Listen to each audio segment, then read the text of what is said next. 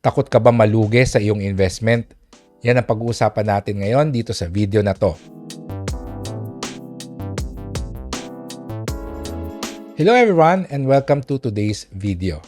Ang pag-uusapan natin ngayon ay tungkol sa risk, particularly investing risk. Pag sinabi kasing risk, ang naiisip lang natin ay yung chances or probability na mawala or malugi yung pera natin. But it's also important to know ano ba yung reason bakit malulugi or mawawala or bababa yung value ng investment natin. There are different types of risk and it's very important to distinguish them, lalo na yung mga very popular or very common types of risk so that we can choose the right investment based on our risk tolerance. So ano-ano nga ba yung mga risk pagdating sa investing? I will discuss 6 of the most common na types of risk that we encounter whenever we invest. The first type of risk is yung market risk. This is the most common type of risk, or should I say, the type of risk that first comes to mind pag sinasabi natin na investing risk. Ito yung ano ba yung volatility or ano ba yung performance ng economy, ng stock market for example, and how does it affect our investment. Kaya sinasabi nila high risk ang stock market kasi yung prices ng mga companies, it goes up and down. And the reason why these prices go up and down depends on the performance of the company but also on the performance of the economy, of the general market. So kung ang investment mo ay affected by market risk, yung galaw na ekonomiya, yung galaw ng stock market, it will affect the price of the investment. Kasama na dito, aside from the individual stocks, ay yung mga equity funds and other types of investment na may stock market component or allocation. The second type of risk is yung interest rate risk. Ito yung possibility na magkaroon ng better interest na investment available after mo mag-invest na sa isang akala mo okay na pala. For example, nag-open ka ng savings account. Na-motivate ka na mag-open ng savings account kasi ang binibigay sa'yo ay 2% per annum na interest rate. Malaki na yon compared to most commercial banks na less than 2% ang binibigay. So, you opened a savings account do sa 2%. However, after 2-3 months, merong bagong bangko or may bagong offer yung ibang bangko na ang binibigay ay 4% per annum. So, yun yung interest rate risk. It's not necessarily because the investment is bad, but there is another investment that is offering better rates. Aside sa savings account, very simplistic yung answer natin, most common na nangyayari ito sa mga bonds, sa mga corporate bonds and government bonds especially. Mag-o-offer ng bonds at a certain rate, tapos biglang magtataas ng interest rates yung central bank, that will affect definitely yung bond rates. So yung mga susunod na mga bond rates, mas mataas ang interest rate na binibigay. So yung ininvestan mo na medyo mababa na bond rate, let's just say it will not be performing well. It will be badly affected. So yung interest rate risk, it's usually more common sa mga bonds, sa mga deposit accounts, sa mga deposit type of investments. The third type of risk is a risk na lahat tayo exposed regardless kung nag-i-invest ka or hindi. Kasi maski yung savings account natin, it is subject to this, inflation risk. Siyempre, kung mataas yung inflation, bumababa yung purchasing power natin and that will really affect yung ating cost of living. So inflation risk, I don't really have to explain it that much, but it's very important to be aware na kapag hindi ka nag-i-invest, if your money is not growing faster than the inflation rate, then you are losing purchasing power. Unti-unting nawawala ng value yung pera mo. That's why it's very important to invest. The next type of risk is yung currency risk. Ang currency risk, mas nararamdaman yan ng mga OFWs at saka ng mga nag-i-invest sa global markets. Kasi kunwari nag-invest ka sa isang mutual fund in another country, nag-perform nga siya ng maganda. Pero kapag binalik mo naman sa Philippine peso, mababa pa rin kasi nagkaroon ng malaking disparity yung exchange rate between the two currencies. So, that's what we call currency risk. Lastly, we have liquidity risk. And hindi ito masyadong naiisip ng mga tao, lalo na yung mga nag-i-invest sa mga real estate properties. Pag sinabi nating liquidity risk, ito yung gaano ba siya kabilis or kadali gawing pera. Kapag bumili ka ng real estate property and you invested in a condo, apartment, or house and lot, yes, it's an investment. The value of that asset will appreciate or it can even give you rental income.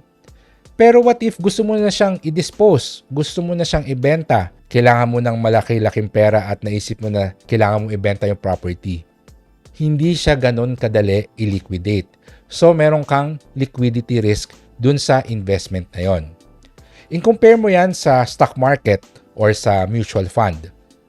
Pag nag-invest ka sa stock market or sa mutual fund and bigla mong kailangan yung pera, gusto mong i-liquidate yung investment mo, pwede mo siyang ibenta, yung shares mo, then siguro 2-3 days after, you already have the money. Very liquid yung investment. So very important to consider yung liquidity risk, especially if you're investing for the long term.